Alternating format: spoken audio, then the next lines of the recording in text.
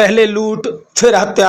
नौकर केमिकल कारोबारी को के यहाँ 4 साल से कर रहा था काम। 3 साथियों के साथ लूट की घटना को दिया अंजाम। नमस्कार दोस्तों, मैं कन्हैया लाल दुबे, आप देख रहे हैं एनडी भारत न्यूज।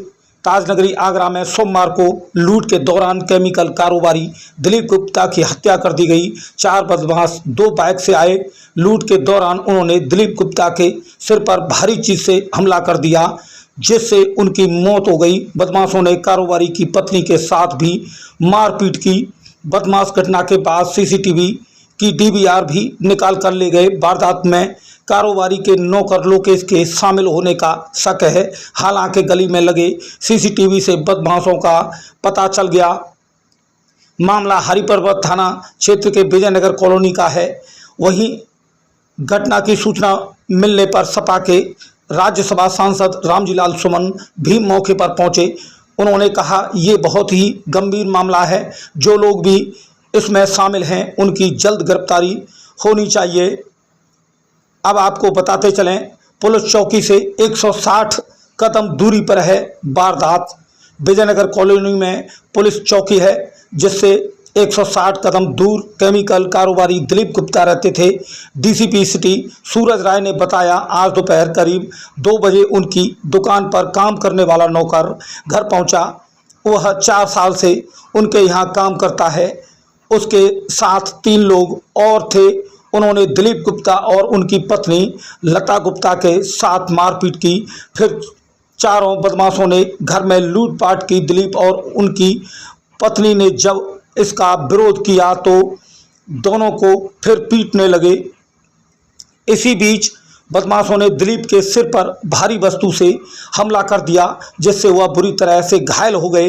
पत्नी के चीखने चिल्लाने पर बदमाशों ने दोनों को बांध दिया, साथ ही लूटपाट करके भाग गए।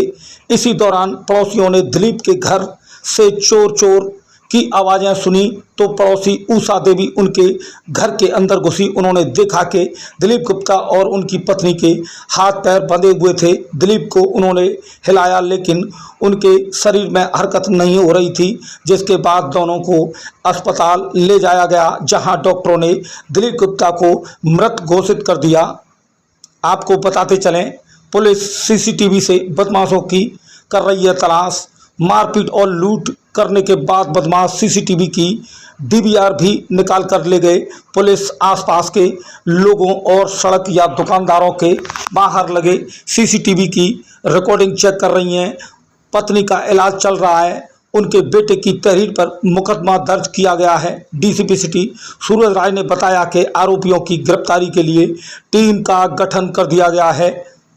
तो वहीं सोने का सेट और डीवीआर फेंक कर चोर भागे थे। पड़ोसी उषा देवी ने बताया, आज दिन में करीब 2 बजे लता देवी अपने घर की पहली मंजिल से जोर जोर से चोर चोर की आवाज़ लगा रही थी। उषा के मुताबिक उसने लता के घर से 3 लोगों को मुंह पर कपड़ा लपेट कर जाते हुए देखा। उनके हाथ में थैले थे। सड़क पर निकलकर उन्होंने कुछ थैले फेंक दिए थे। उसके बाद बाइक पर बैठकर भाग गए। जो थैले लुटेरे फेंक गए थे उनमें सोने के सेट और सीसीटीवी की डीवीआर थी। दिलीप गुप्ता 10 साल पहले ही यहाँ रहने आए थे। इससे पहले वह रावतपाड़ा खलासा गली में रहते थे। उनके 2 बेटे हैं, सुमित और रजत। दोनों ही कारोबार में मदद करते हैं। राज्यसभा सांसद बोले, आरोपियों की जल्द गिरफ्तारी हो। घटना की सूचना मिलने पर सपा के राज्यसभा सांसद रामजीलाल सुमन मौके पर पहुंचे।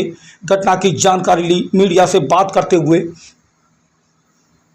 कहा, अगर पुलिस चौकी से चंद कदम की दूरी पर दिन दहाड़े इस तरह की वारदात हो जाए तो ये पुलिस के इकबाल को चुनौती है।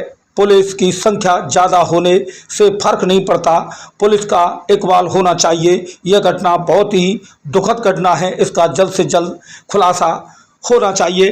तो बने रहिए एनडी भारत न्यूज पर और देखते रहिए आगोते का हाल। हम दिखाएंगे पल पल की खबर। एनडी भारत न्यूज आगरा से कन्हैया लाल दुबे की खास रिपोर्ट।